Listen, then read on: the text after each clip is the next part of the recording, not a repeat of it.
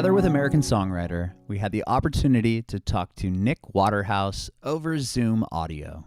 Nick talked to us about growing up in Southern California and working at a record store as a teenager.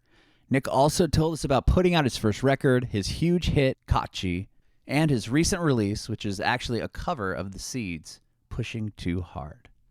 And make sure to check out our other interviews and videos. They're all up on our Facebook page and YouTube channel at Bringing It Backwards. And do us a favor and follow us on Instagram and Twitter at Bringing Back Pod.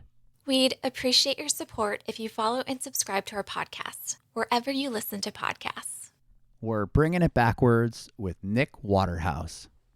Thank you, Nick, dude, for doing this. I appreciate it, man. Of course. It's my pleasure. Thanks for having me. Yeah. So this podcast is all about your journey in music and how you got to where you are now. I did read you from Southern California originally. That's where I'm at in San Diego. Tell me a little bit about that.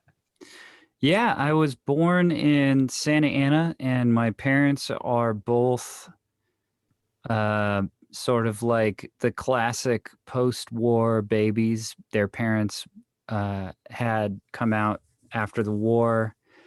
Both had served in the Navy and the Marines, and my dad was from Detroit and my mom was from right outside Chicago, and both of their dads were stationed out here and loved the Southern California climate and decided to relocate. And it was pretty much they decided that there was nowhere better after growing up in harsh Great Lakes winters than Southern California. Mm-hmm. So my dad and mom both went to middle school and high school in Huntington Beach, where I'm from. And my dad was a fireman.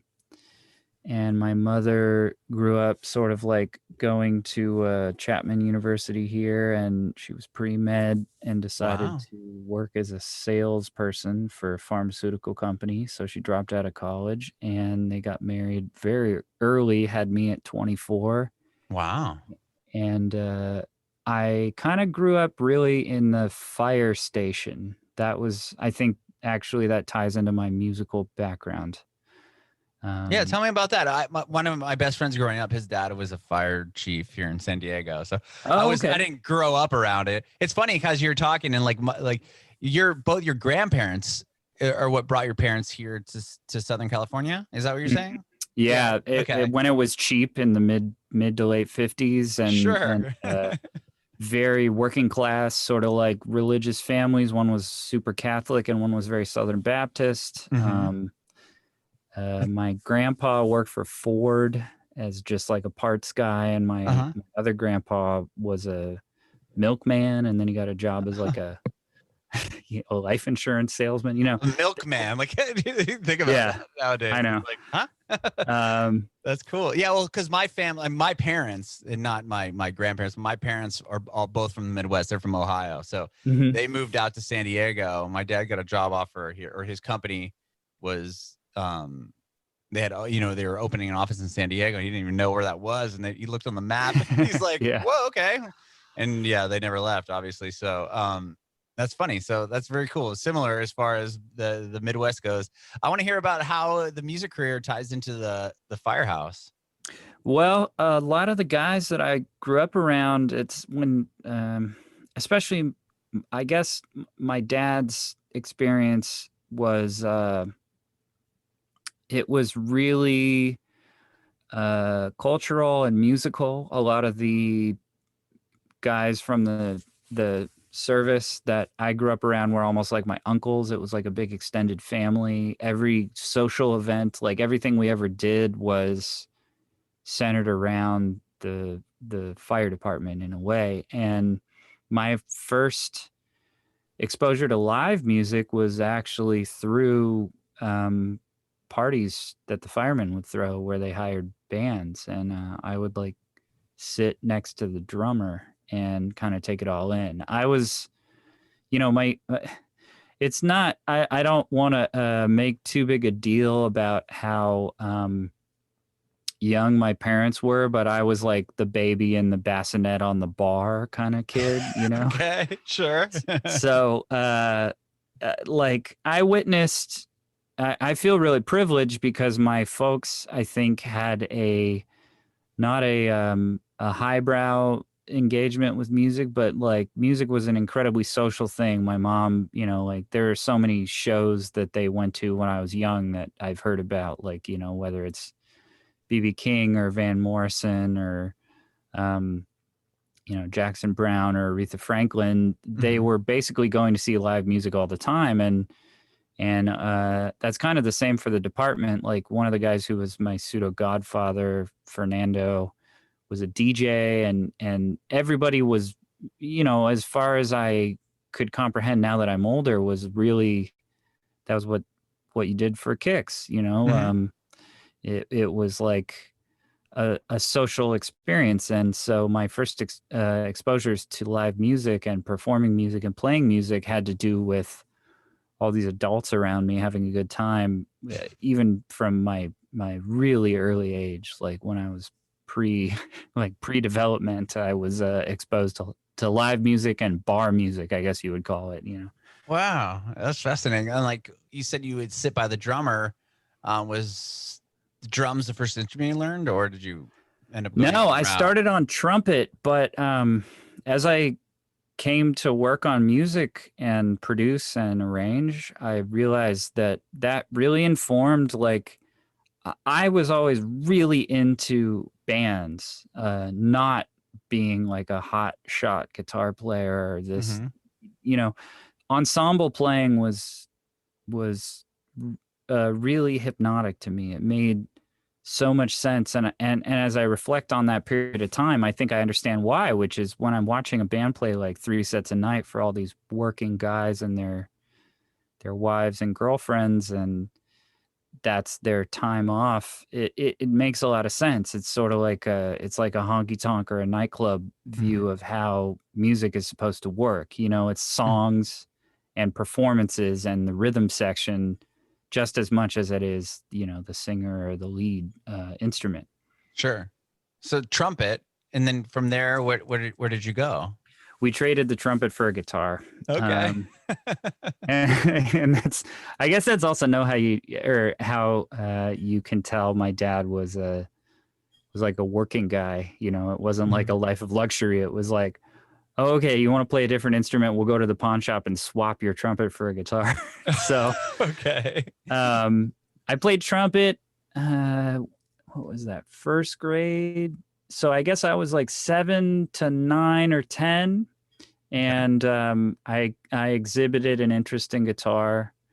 I mean, I remember being 6 or 7 and like listening to stuff like the Stones or John Lee Hooker in the car and talking to my dad about it. And it was clear, I think. I mean, when I think about it now, especially the voicing and even the single line playing, I guess I still really think as like a trumpet player. Like it's in the same range and it's kind of the same tonality. So I never really got into guitar as a orchestral instrument, you know, like I didn't think of it as a piano or or like even an arrangement thing. I thought of the guitar as like a trumpet, even when I was courting, when I was first learning how to play it. Interesting. And do you feel like that you still look at it that way today? Yeah, when I stopped to reflect on it, I mean, I really, as a teenager, I got really into piano players, and it's so funny how I still, I get very hard on myself that I don't ever treat the guitar like a piano, as other guitar players I know who I consider, you know, like more talented or more skilled than me. I still kind of think like a horn player. But yeah, the trumpet is a great instrument to start on because, man, that's like, you know, like, I mean, the first thing I learned was Louis Armstrong stuff, and that was the foundation of the blues, really, like Sure. as we know it. Yeah. With that though, like, So you're playing trumpet, you traded for the guitar. And then what are you learning? Are you trying to learn some of these songs that you're hearing, you're hearing growing up, going to these, live events, or what were you doing? Were you writing your own songs right away? What was your path? When I got the guitar, I was coming into adolescence, and I was socially aware of music as like a social age group thing. So what I think is pretty fascinating is that I would say, like, from early consciousness until I got the guitar, I actually was witnessing, like, I guess what you would call sort of golden era music. And then right about when I got the guitar, I had a cool older cousin. So this was the late 90s, and she was into, indie rock, like Elliott Smith and Weezer but she was one of those people who was she's almost like a living version of like the Ghost World comics. Like, she was like the cat eye glasses girl from the late 90s. So she had that great eclectic taste where she was like, I love the Beatles and the Stones and the Cure. Like, to me, I feel real fortunate because there was no division in decades for music. So when I got my guitar, somebody like my cousin Jamie was into like indie rock, but then also what would be considered classic golden era, like, Stones, The Miracles, Mary Wells, like even swing music. So I was starting to learn guitar with this broader knowledge of that, and I didn't actually really want to learn songs. I think that sort of defined how I've approached playing music. Is I intentionally never learned how to play, one artist's catalog, because from early on I wanted to sort of forge my own path, and I took a handful of lessons. And what was funny was I was taking lessons with like a metalhead who was into nu metal, and he hated everything I would bring in to ask him to teach me. Isn't that usually like, that's like such the typical, if I think of a guitar teacher, I just think of like, some metalhead type guy that just wants to teach you like Slayer solos. Or something. 99 going into 2001, which was when I was learning the guitar, was a very dark time in the instrument. And, I would bring in like a Chicago blues song that I thought was cool, like an Earl Hooker tune, and he'd be like, you don't want to learn that, and or was it he didn't know how to play that? That's what I think it was. Yeah. And so I really started playing guitar. I would say actually the records that shaped my sensibility, there was this really great sentiment that I think Henry Rollins expressed about joining Black Flag, where the excitement of Black Flag was like, you look at them and you say, I could do that. And then within 6 months, you are in that. You're in Black Flag. And that was me, I'd say, with like the first 3 Stones records, actually. The Rolling Stones, Now, and December's Children, and Aftermath were all gifted to me by a family friend. And I didn't actually like sit down and learn all the licks, but it was a thing where I learned all these shapes and sort of chord ideas, and a lot of it was rhythmic. And I don't know why, but that really rung a bell with me. And I guess now when I reflect on it again, it's an arrangement thing. It was like, this is a band working together. Like, they're actually alone, they're not that great, but as a unit, it really works. And so I went from at age 12 to being a starter to age 13, sort of having a combo already with another friend of mine and a drummer. And so it was sort of like, well, I've seen how a band works, sitting beside the drummer on this bandstand at these drunken fireman parties, where they're doing like whatever Mustang Sally, one of these nights, all the just like an oldies, like a golden oldies bar band set, and that really moved me. I was really interested in that. I never actually really got into the pyrotechnic guitar playing thing. But from there, you said you started a couple bands. Was that right? And that was in high school. Tell me a little bit about that. Yeah, that was actually middle school going into high middle school. school. Yeah, Okay. 8th grade, I would say, was the first time I was playing with other people. I really do think, it's been a long time now. I guess it's been like 20 years, but playing with other people was actually the thing that I always wanted out of playing an instrument, and that was probably what I heard in the music that I liked. I really liked music that had a movement and breathed and had a heartbeat to it.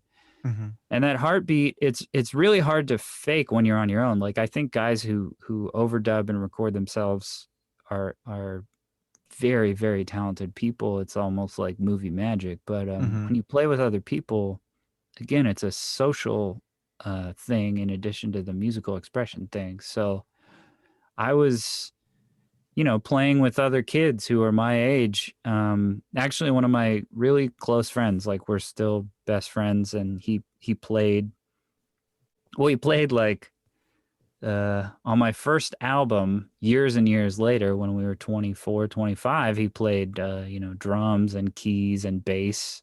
And I played everything that he wasn't playing on a lot of the songs that ended up on my first record. And he was in my band. He toured a lot with me. His name is Kyle Stevens. But he was a bassist who only lived a block away from me. And we used to go just hang out and play together every day, and that was like really the halcyon days of being 12, 13, 14. And you get done with school and get together and see what you could just make up together, Sure. And from there, obviously, were you playing shows like locally, like little gigs and stuff with this band? Well, it's funny because none of the projects that we worked on did anything. And then we sort of got absorbed into, or upstreamed, in the industry terms, into a band of guys slightly older than us when we were 14. So my freshman year of high school, I was playing the first talent show with some guys who were friends of mine that had similar tastes. And that was a band where I had to humble myself and backbench and be, they had 2 guitar players. So I became the tambourine player and backing vocalist. And then that other friend, Kyle, became the bass player. Oh, interesting. Yeah. But I really, not that I had a ton of foresight, but I think that type of thing is really important because it's like having an apprenticeship. You learn how to be in a unit for a while. And eventually I ended up the second guitar player in that band. And then that band, like so many great teenage garage bands, splintered off into another project, had power plays, shakeups, and I ended up sort of taking the juice of that combo and starting the band that would define my teenage years with one member of that and then the bassist that I referred to. And I worked a lot from age 15 to 18, where we were playing basically a show a week for 2 or 3 years. Wow. Locally, like around like Huntington area, or where were you guys everywhere, man. That was kind of the cool thing, because of my dad. I didn't grow up stuck in the Huntington Beach. I had this kind of split experience because my father was a Santa Ana and Anaheim fireman. So I grew up around a culture besides the Huntington Beach culture. And I'm really grateful for that, like deeply. Additionally, I learned about music from, there was like a guy for instance, named Jimmy Portillo, who was a fireman with my dad, who played in some Chicano sort of brown-eyed soul R&B groups. And, you know, the kids that I would grow up with in Huntington, I'm reluctant to ever paint with a broad brush of like, oh, you know, rich kid whose parents bought him an American Strat right away. Like, but a lot of them were like that. I mean, if you're from San Diego, you comprehend this. Oh, yeah. It's like, oh, you just got, you want to learn how to play guitar. So now you have this. You have $3,500 worth of gear immediately. Yeah. Yeah. Right. I grew up on but hey. Yeah. My journeyman years were on a $99 pawn shop Epiphone guitar until I, had played in a band for about a year.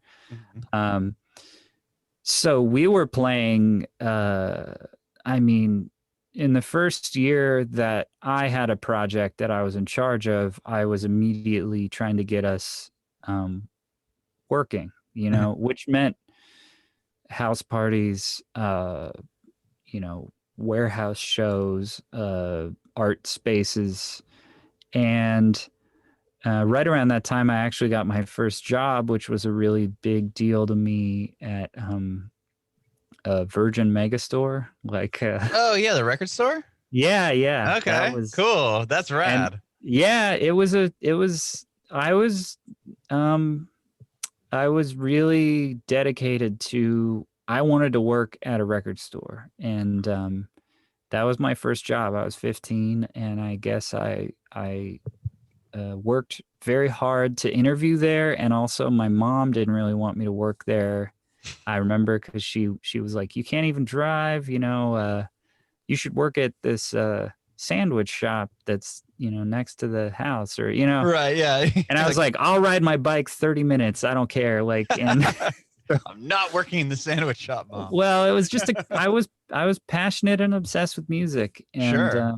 Yeah. Why would you turn down that opportunity? That's amazing. So then I was like the 15-year-old that was working with a bunch of 22 to 30-year-olds, and like half of those employees were in a band. It was like the Tower Records, Empire Records kind of. It was the last time that there was a record shop that I think in your town you would work at, and, you'd be exposed to other people's cultures and other people's music. And there was a guy there who was like a jungle and drum and bass DJ. And there was a guy there who was like a David Bowie freak who played me every obscure prog and glam rock and theatrical rock thing from 1970 to 82. And there was a rude girl who was like a all reggae and ska and like collectible sort of like post-Clash band type of person. And it was really great for me because beyond being exposed to all this type of music,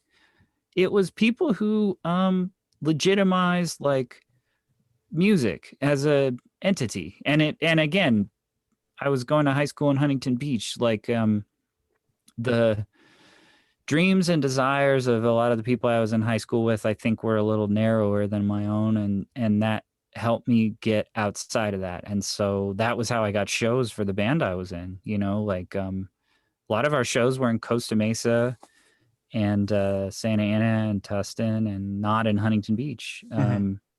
So I immediately was starting to have this experience where it was like, okay, well, I don't know how I can say exactly that I'm. The funniest thing is we've gone further and further into a time period where we're so defined by like the panopticon of social media and like giving people a clean narrative of like, I'm from here, this was the scene I grew up in, whatever. Like, yeah. So I immediately was a kid who was like in Huntington, and I played 85 shows in Costa Mesa. And one in Huntington Beach. And wow, nobody I went to high school with came to my shows, like, sure. So it was almost like a double life. And by the time I was 16, 17, we were playing in LA. We played in San Diego a couple times. We would play in we'd go inland. And it was a pretty cool underground scene in the early days of the internet, like pre MySpace even, where every week was like so thrilling as a teenager, where some person who was like much older than me and seemed to have bigger experiences than me would write a random email and be like, would you guys want to play at my thing in Long Beach? It's like, yes, of course. Yeah. You know? So that was where the aperture really broadened for me. 15 going into 16, which was, 2001, 2, which again was pre-social media. Yeah. It's hard to explain the feeling of that time to people, but yeah, I'd hear about I'm a couple years older than you. I'm 36. I was saying, yeah, we have like similar. Like I know exactly where you're coming from when you talk about the MySpace and like print. I'm sure you're printing flyers and. Oh, I used to design all the flyers. We would hand them. I would drive around and drop them off like all over Orange County. It also was a time where like there were 5 punk stores, and that was where you promoted your thing, even if you didn't play punk music. You know, right? What I mean? That was where the younger kids went and try to see where the shows were happening. Yeah.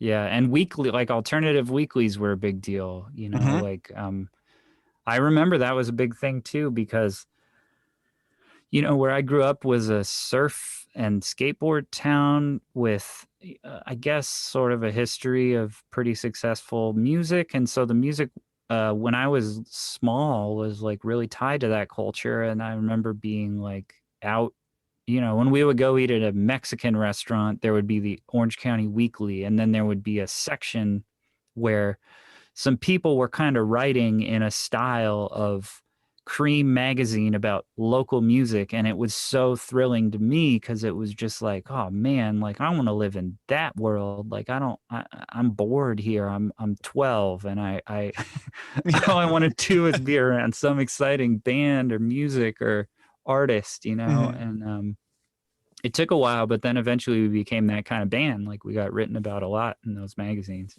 Wow, that's exciting. Yeah, I'm sure that was pretty exciting to see yourself in those magazines that you grew up looking at. That might have been the biggest high of like my whole career, was when I was like 16, being on the cover of the Orange County Weekly. Oh wow, you guys made the cover. That's cool. Yeah. Wow, that's really exciting. So with this band, what eventually just fizzled out, like out of high school, or what? Well, solo thing. The drummer, I mean, nobody really left the orbit, because the drummer, who was older than me, who is like my other best friend, I mean, he's still on this latest album I just made, he's playing guitar, and we co-wrote a song on this record. Like I've never let him out of the fold. He was the coward, and he went to take a responsible lifestyle. He got a scholarship to Tulane, and he's like a genius mathematician.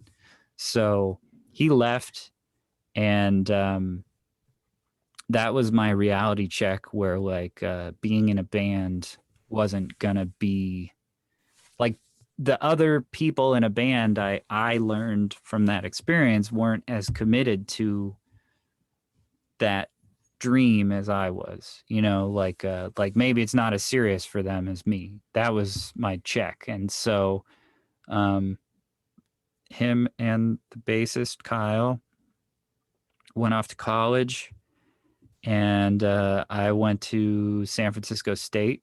I knew I wanted to leave, and I was in love with San Francisco. Just because that was the first real city I went to, and it had a thing. I was always very interested in literature, and I figured I'd just like throw caution to the wind. I didn't want to stay in Southern California, and I didn't necessarily want to go all the way out to New York City. So I went up there, and I thought that playing music was sort of like a youthful, naive, irresponsible choice. And the longer I was up there, I started to feel like the itch, where I just couldn't deny the fact that that was what I really cared about and like what I was obsessed with. So, did you go to college for something other than music?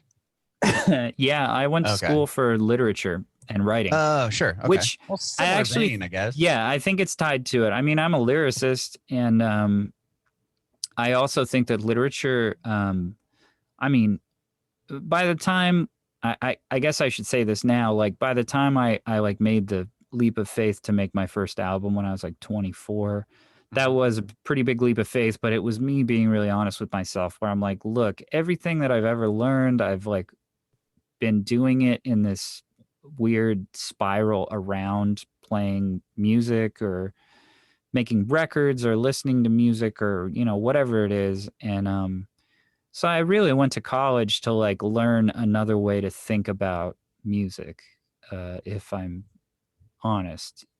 Also in a holistic sense, like I think that music is part of literature and poetry and all that stuff. And so that's really what I was studying. And it's helped me also broaden my attitudes and my approach to what I'm doing, and think about what is worth saying. That's another thing that I think there's actually a lack of in music a lot of times, you know. Sure. And Time's All Gone is your first record, right? Yes, yeah. Okay. And so did you like tell me about putting that album together and like what was kind of like the big milestone from, you know, your first album? Like, well, Time's All Gone was Time's All Gone is the result of a period of gestation where I didn't even want to make or intend to make an album.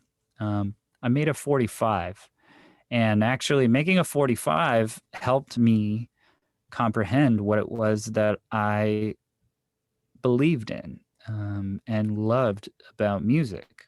okay. So going back in time to like when I was 15 or 16, you know, I learned to play guitar around those first Stones records, right? Which were all R&B songs. Like a lot of them were covers or like mutations of their influences of stuff from people like Don Covey or Sam Cooke or Otis Redding or, you know, whatever. So by the time I was 15 or 16, I was sort of blown away and obsessed with the fact that like, okay, all the Fire Guy party bands that I had seen were essentially just like the Stones, who were essentially just like all this music that my mom was playing when I grew up, which was John Lee Hooker and Van Morrison and Aretha Franklin and R&B records. Like it kind of felt like a skeleton key, like it echoed through everything. And so by the time I was 15 or 16, you know, I juked a high school project about career decisions where you know your job was to study a successful business and give an outline, and I was like, all right, I'm going to do Stax Records, you know. So this is my excuse to go buy the Stax box set and buy the Stax book, and you know, yeah, mom, it's for research. So by the time I was in my early 20s in San Francisco, I was going to college and I was working part-time in this record shop called Rookie Ricardo's, which is kind of a legendary all 45s soul and R&B and pop and girl group record shop. And I had really refined and figured out like what I liked. It wasn't that I was like putting on anything. I wasn't like, yeah, I'm going to be the retro soul guy all of a sudden. It was just like, I kept following like what I was like a hound, you know, like I got the scent and I kept going into this direction in the woods. And I ended up at that shop and I was watching all this live music. I was hanging around a lot of different communities. Like there were great DJs in San Francisco. There was a great sort of small combo jazz scene, more soul jazz. Like San Francisco had been really affected by the late 90s acid jazz move where it was like organ, tenor, guitar, and drums. And I love that stuff. And all that stuff was very R&B rooted and gospel rooted, which again was the skeleton key of all the shit that I learned how to play. So sure, yeah. I made this 45. in the studio that I had made my first band's recording in when I was 15 in Costa Mesa, right up the hill from where I grew up. Mm-hmm. And I made it in a day, sort of as I was visiting, I was down for a day. And like all good 45s, I learned about, it wasn't U2 like spending 10 months figuring out like what delay is going to work best. It was like, I got this idea. All right, does that feel good? Oh, that feels really good. Great. Like, here's the tape. I walked out of there with the tape under my arm with an A side and a B side, and I pressed the 45, and it started to sort of gain some traction. Like, I seeded it with a couple of friends of mine that knew me as just the guy who worked at the record shop or a DJ or whatever. And within a couple weeks, people were coming into the record store like, hey, I play bass, or I play tenor, or I play whatever. Like, I heard your record, it's great. And all of a sudden, like, if I built it, they did come. And I had a lot of ideas, like I was waiting for that band to come around. And Time's All Gone was really that, like, I shot up a flare and suddenly this island of really, like, there was an energy around that time, and all the people who worked on that first record, aside from the people from deep in my past, like Kyle, who was in my first bands when we were 12 and 13, Mm-hmm. we were like doing all these songs. Like I kind of like channeled a lot of energy in a very short period of time, working with a 9-piece band that I suddenly was presented with in what I recognize now as a very small window of a pretty scrappy and like bohemian last thrall of San Francisco, like before it became a tech metropolis for the final time. Yeah, we were in like a scummy basement. I lived there, like I lived in San Francisco like 09 to 2013. Yeah. That was the time. Yeah, I remember those times. Yeah. And I mean, I was DJing 3 nights a week, like all over the city. I lived in like a squalid little apartment in Chinatown, and like all my friends would be, it was a very, it was like the last time that anybody artistic could live in the city. And our rehearsal space was at 16th and Mission below a Mexican market. Yeah. That's probably worth like $10 million now. Yeah. It's probably a loft that has been dug out with a panic room for like the CEO of Lyft or something. Exactly. But it was a meat locker, and 5 bands shared it, and it always smelled so gross whenever we would show up there because somebody else had been sweating there before us. Totally. And that record was like a blitz, man. That was like, but it was also this thing where, everybody, not everybody, but the common thread is like your first album you've been writing for 10 years. And it really was like, I had been gestating that record since I was 15 years old. And then all of a sudden I had my dream setup, which was like a rough and tumble band of 9 people, 3 backup singers, 2 horns, and a rhythm section. And my best friend on keys or whatever other instrument needed to be played. And then at the same time, my other really, really good friend from San Francisco was starting a band called the Alalas. And so half of those guys, or 3/4 of those guys, are all over that record. And we were making the Alalas record at the same time. So it was this like big tear in the space-time continuum where all of a sudden, like, we went in the studio, I think, for a total of 7 days and made both records, like my record. Wow. And their record. Whoa. Yeah. Wow. And with that record, were you like, you said you had a 9-piece band, right? And were you touring and performing? Like, how did that work? That was a suicide mission, man. That sounds like it. We played a lot of local shows, and then as soon as I tried to, like, it's like a plane that you build in your garage for 6 months, and your first flight, like, half of the wing falls off. Like, people were dropping like flies as soon as I took it out of San Francisco. Right. And that's fair. Like, nobody knew what it was. And I also was never a person who like projected, like in some ways I had a lot of ambition, but purely in an artistic sense.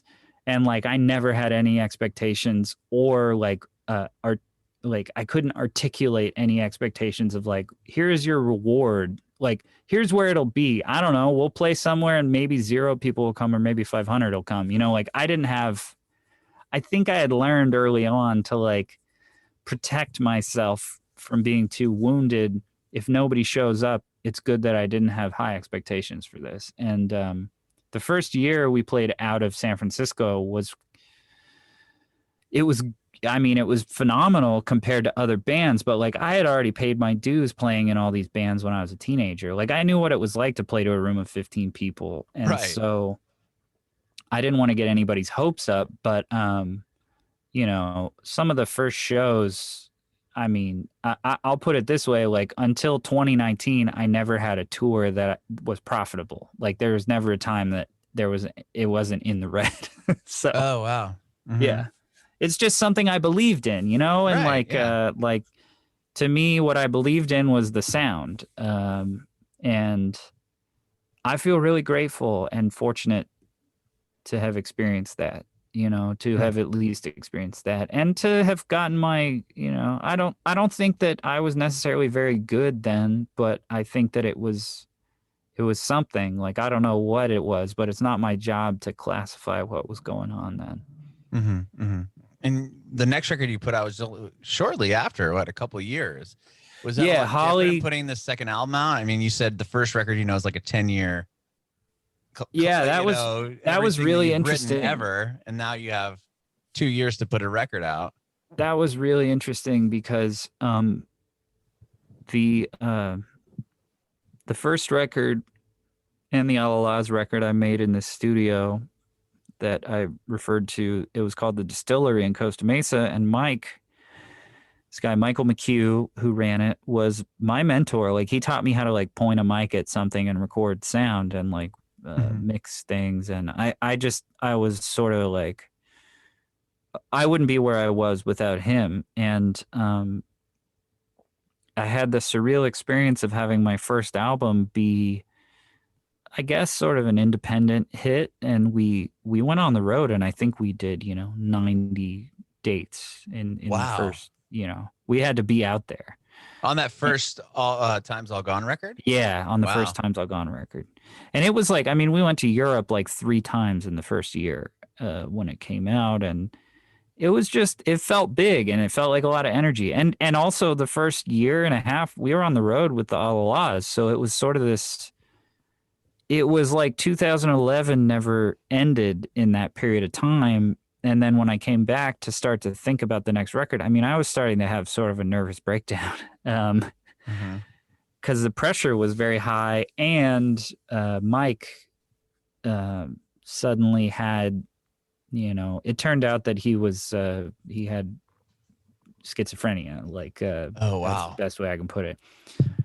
So he tore out the studio abruptly, and it suddenly somebody that I had known since I was early adolescence, teens, was going through a very adult sort of traumatic period, and my fortunes were tied to that studio. Like that was how I made my records, and I thought I'd be working there until I was a very old person, and I didn't have that studio anymore, and like being in the business of touring was like burning people out, and like band members were quitting left and right, and people were paranoid about money. That was the interesting thing too, was it was another liminal period of the industry where it was pre-Instagram, but like things were online, blogs meant a lot, but that also didn't mean that anybody was getting paid a lot. So you could be very popular, but not be earning a lot of money, and that made people within my circle feel like, oh, Nick must be holding out on us. And it's like, no, sorry guys. Like, right. Flying a 9-piece band to Europe costs, $35,000. Right. Exactly. I always paid everybody for all the shows. It was just that I paid them like the minimum of what it was. And I was fine if I walked away not making any money. But after a while, when it came time to make the second record, it was a big shock because my business manager, which I hadn't had when I started, was sort of like, hey, you know, all your credit cards are maxed out and you have like negative $30,000 in your bank account, you know? And from then on, I was sort of in this state of, I don't know, like trying to make records. I wasn't thinking about that stuff, but I suddenly was like, oh, this is like for real, you know, like people are invested in this. And Holly was a record where I actually got kind of ambitious. Like that was an album. That was the first album I thought about as an album. So I was trying to write an album and think about, I don't know, sounds. And I just kept chasing the artistic side of it. And, you know, it meant that like certain band members were like, oh, you know, I'm quitting because you fired this other band member who wasn't practicing ever and they weren't good, you know? Yeah. Out of solidarity. It was a complicated time, but it was also a good time because it helped me like really jump all the way into being like, you know, the records I grew up loving working at, say, Rookies, the record shop in San Francisco, were like Garnet Mims or Burt Burns Productions or, you know, LA Wrecking Crew stuff, which was with all these side players. It wasn't like a band where bands were all for one for all, even if, you know, nobody carries their weight kind of attitude. Mm-hmm. And so that was a record where I was in a new studio with half new band and new players, and but a lot of my sentiments were carrying over from the experiences I'd had in that year or two of suddenly being like launched into, you know, playing a festival in France where I'd never been before in my entire life, that kind of thing, you know. Mm-hmm.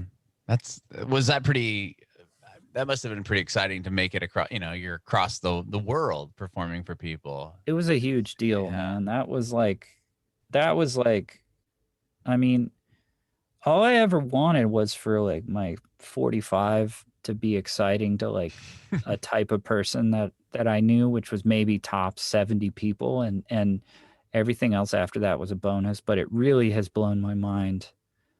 I mean, like in a profound way, like I've gotten emotional sometimes when I'm like, oh, am I really in San Sebastian, Spain, like playing on a beach to a bunch of people who this time last year were watching, you know, Charles Lloyd, whose records I grew up listening to. Like, what the hell's going on, you know?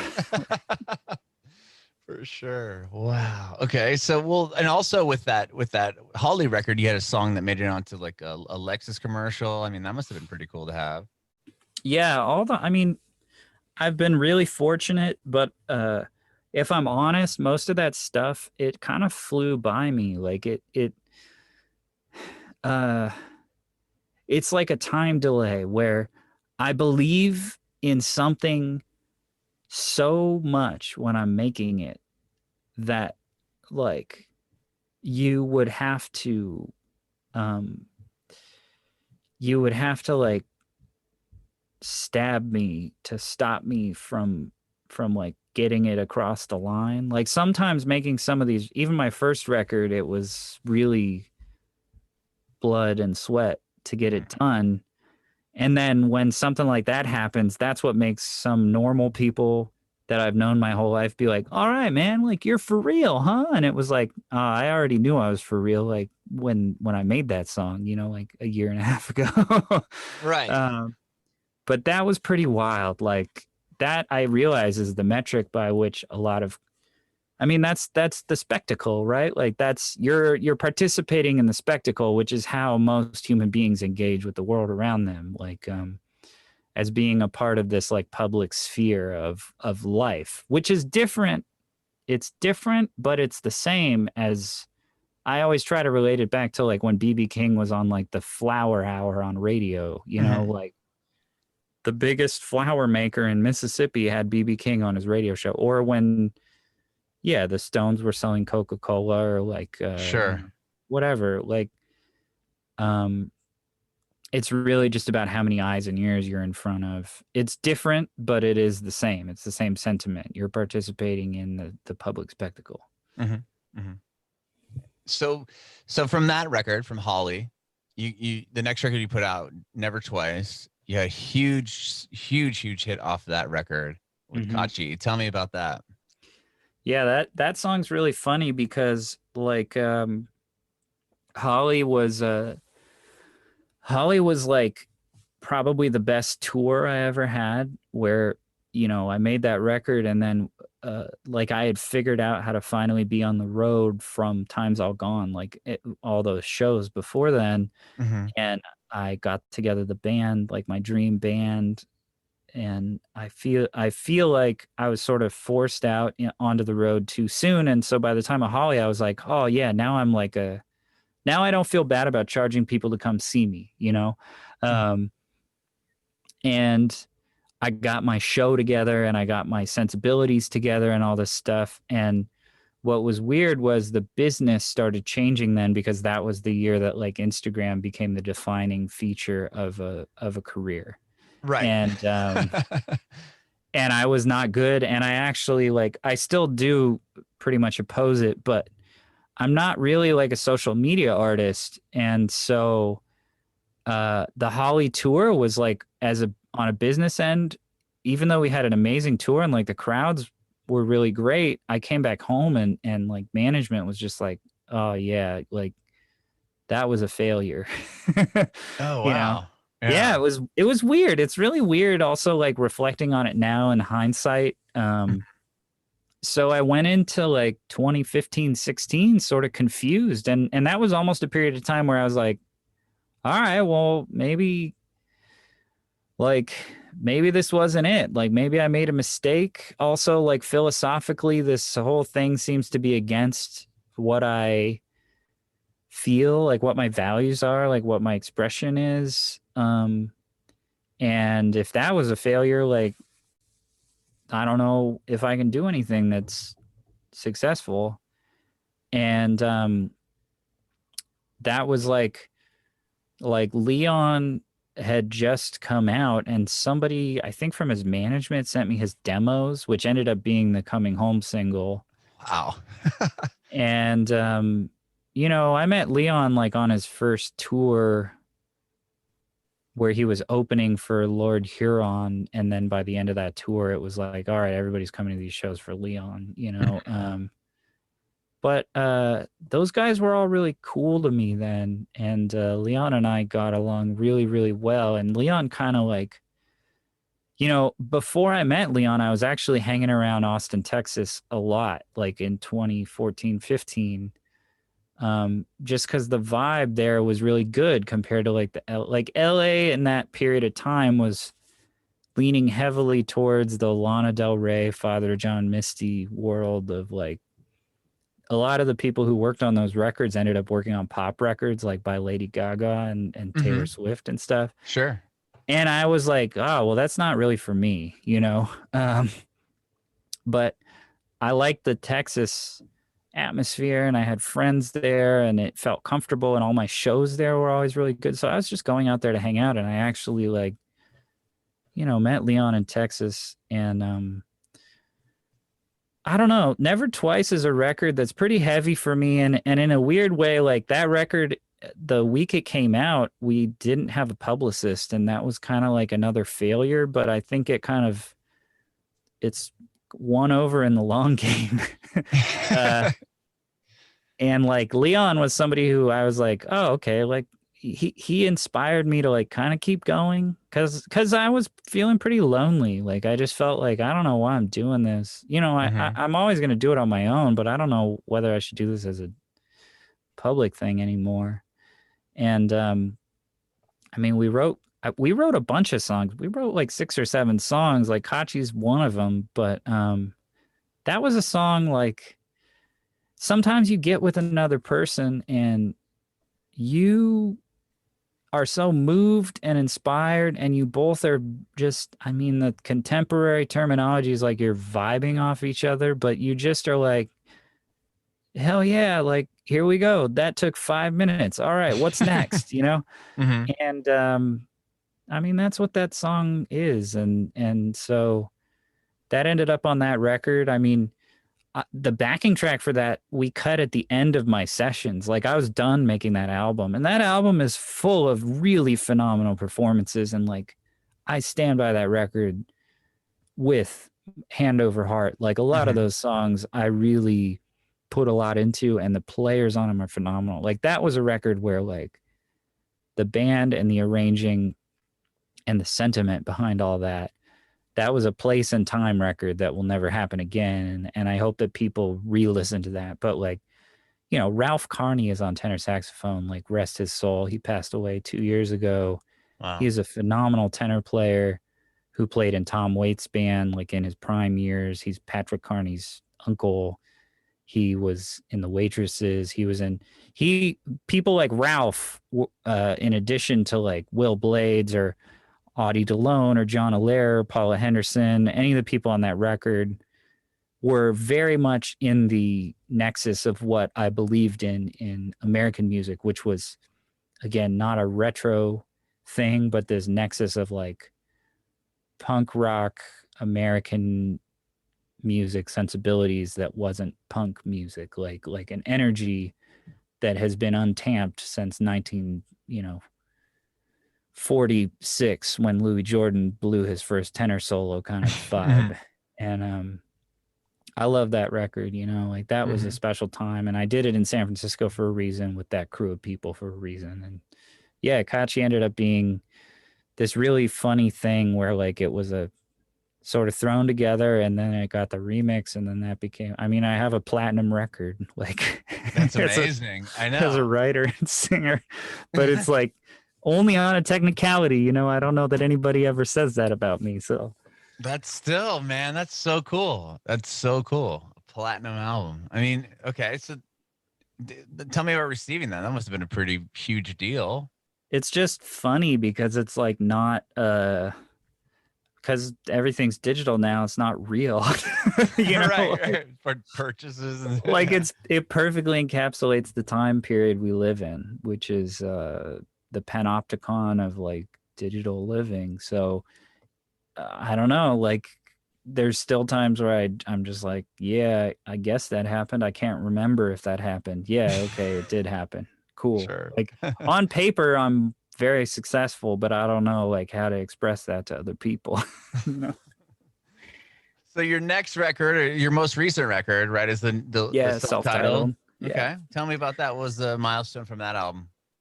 I mean, that record was really like, I love that record for kind of the antithetical to Never Twice, where that was a record born out of like, I slogged it out on the road for 2 more years and was kind of feeling like again, I never was a social media artist, but I had a very interesting period of time where it was like, oh, well, your Instagram numbers aren't great, so we're not going to book you for this, you know? And it was like, oh, all right, that's what this that's the ecosystem is going to be like now, you know? Like, so they're booking based off of Instagram followers? Yeah. But can't you just buy those? I could, I guess. I mean, if I were clever or had the management that had the wherewithal. But you know what I mean? Like, I feel that's insane that's what they would, that. Yeah, it just felt dirty. Doesn't that feel like it really does. Yeah. It's kind of like, I mean, you're a music guy. Like, are you familiar with the loudness wars in mastering? Do you know how this worked? No, I'm not. Oh, so pop music from like the late 90s, starting kind of with nu metal, the mastering, you know, the whole premise with mastering, I mean, even going back to like Motown and Phil Spector, was like, our record has to sound louder than the other record on the radio, right? So it grabs the listener more. And they had technological limitations back then, right? Like, you can only cut a 45 like so deep or whatever. But by the end of the 90s, like, technology had improved so much that compression and loudness had reached this like brick wall where if you looked at a a waveform file of like a track that was a top 40 hit in 2005, it was like a square. And if you looked at one from like 1995 or 1985 or 1975, it had dynamics. Right. And that was just, it's like an arms race mentality. And I actually do think like around 2013, 14, 15, like the arms race of social media like fully took over. And I don't think it's a magic bullet, but I think it's reflective of like changes in the industry where like, you know, when I started my career, like this guy worked at A&R at this label. And then when I check in with him now, he's like, yeah, I got out of the music business. I work for, you know, a startup now or something, you know. Right. Or this girl that I knew was like a PR person and now she works for like restaurants only. She doesn't do music anymore because you can't make any money doing that. So like, I don't know. I feel like I lived through a period of like, I didn't lean into being a content maker and I wasn't indie or DIY enough. Like some friends of mine or acquaintances I've had like Ty Segall, where their brand or their reputation is like anti-content.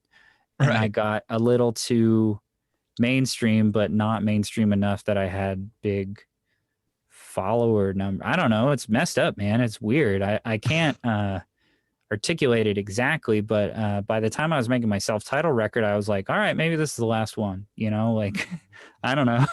Every record tends to feel that way for me. I guess it's because I like go out and I definitely have dedicated fans, but I'm kind of like, I don't know if anybody's going to miss me if I don't show up next year in their town, you know, like they can enjoy the records. Well, I don't know. I don't think that would be the case. I think people are, especially now, just itching and just waiting to get out and see a band play. Yeah, I think COVID is actually, in a lot of ways, is going to change. It's going to reprogram how people treat music as a experience, I think. Yeah, I hope, definitely agree with that. You know, I think that tying it back to what I was talking about when I was a kid, I mean, I grew up with social music. Like I didn't grow up with a bunch of, like the first live music I was exposed to wasn't people like sitting around thinking about it or thinking about what other people thought about it or like worried about it or posting about it, you know, like it was, it was like, wow, the band's going to play from 8:00 to 3 a.m. And I love it when they play this song. And like, I think that that's really what has influenced my own sensibilities. And I think that's what the function of music was and really should be. Mm-hmm. And I think everybody being on a bit of a timeout now might reset their framework of like when they can go see a live band, maybe they're going to pay a little closer attention this time. Sure. Yeah. Maybe they'll be on their phone filming it the whole time. Yeah. And that always cracks me up. I've never really got into this, but when people are filming a concert, how many times do you think they really go back and watch it? I don't know. I actually have a lot of empathy for well, I just have a lot of empathy in general, but I think it's a panic and it's a hope that they're going to remember something. It's that they're like, God, I really want to remember this moment. So I might even sacrifice this moment in exchange for this like reflection of a memory that I'm given through this video that I am taking. Right. It's interesting because I always just feel like, well, if you're not in the moment, and then like, how many times are you going to go back and watch your cell phone recording of somebody playing, you know, the House of Blues or whatever? Yeah, the bad faith version of that, which is the dark mirror, is they're doing it purely for like social clout, to post it on their thing, to be like, I was here. Right. Exactly. This is the social capital I have with you, my fellow followers, that I was here and you weren't. Right. Exactly. It's just all about, like you said, just gloating. And which I also have empathy for them, because like, I feel bad that they have to feel that way in their life. Like, God damn, you just spent money to be at this thing. Like, you got dressed, you probably did your makeup or whatever, like, to be here. You spent the like sunk cost aspect of this is so high for you to like care this much about making my show into social capital. Wow. Like, I'm sorry. Right. For your one post if it even gets 100 likes, what is that changing in your day? Yeah. Life? Yeah. You know what I mean? Yeah. That's so funny. Well, Nick, thank you so much for chatting with me today. I do want to ask you real quick about, you have your most recent thing. You did the Seeds cover. Yeah. Pushing Too Hard. Why'd you decide on that? We've been doing that for a really long time, actually. Like, that dates back to the Holly days, when that was like an encore thing. And actually, like, the Seeds.